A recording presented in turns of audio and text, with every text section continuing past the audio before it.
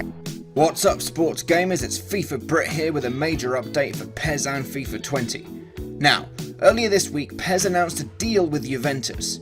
Normally, this wouldn't mean much at all, especially considering the fact that they've now announced deals with Barcelona, Manchester United, Bayern Munich, and Liverpool, and really none of them have had any impact on those teams' involvement in FIFA. Like, literally, Liverpool announced a deal with FIFA a few days ago.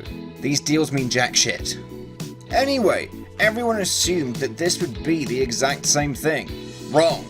According to Juventus' site, they have signed an exclusive deal with Konami, stating that the new and exciting partnership will see the eFootball PES series have exclusive use of Juventus intellectual property within console football video games, including the team name, the crest, and official kits. In addition, the development team has been granted in-depth access to the players themselves via full-body 3D scan in order to recreate their likeness in the game as accurately as possible. Now, I think it's pretty clear what this means for PES. They get what they would have got from any of their other deals. They get the face scans, they get the stadium, you know the deal. However, what's different about this is the specification exclusive use of Juventus intellectual property.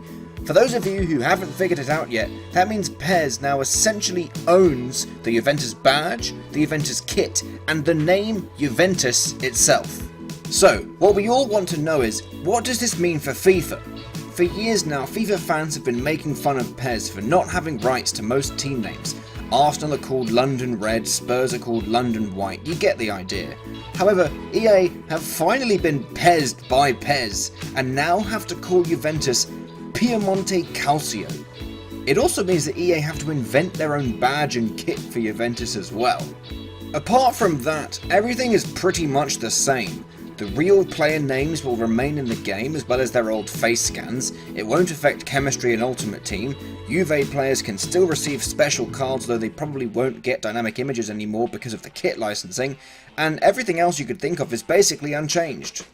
Now, overall, this does sound like a blow for EA and the FIFA series in general, but honestly, it really isn't. Let me break it down for you. Firstly, these deals cost money at the end of the day, and EA and Konami are typically the ones bidding for them. EA, in case you didn't know, make a metric fuck ton of money every year from FIFA. They could afford probably every license in the world if they wanted to. If Konami managed to outbid EA for the exclusive rights, it means it must have been a stupid amount of money for one team. In fact, it looks like EA have already reinvested that money into some new leagues, which is arguably a much better use of money than securing the rights to just one team, even if that one team happens to be Juventus. Secondly, if we're being honest, the Juventus kit and badge look pretty ugly. In my opinion, it's a blessing in disguise that EA has to find something else to use instead. And thirdly, at the end of the day, this really doesn't affect anything. It's all aesthetics. As long as you aren't a die-hard Juventus fan, this shouldn't really bother you. And even then, I can't see any Juventus fans being so annoyed with EA that they'd actually make the switch to PES. Thanks for watching, guys. This was a really interesting video to look into because we haven't really seen PES take away any intellectual property from EA on a major scale before. But ultimately, unless they start doing this with more teams, which I doubt they can afford, or they make a change that somehow affects Ultimate Team, then nothing's going to change. Feel free to follow me on Twitter at FIFA Brit if you're feeling generous, and obviously subscribe to the SGO channel if you haven't already. Thanks for watching, and I will see you all next time.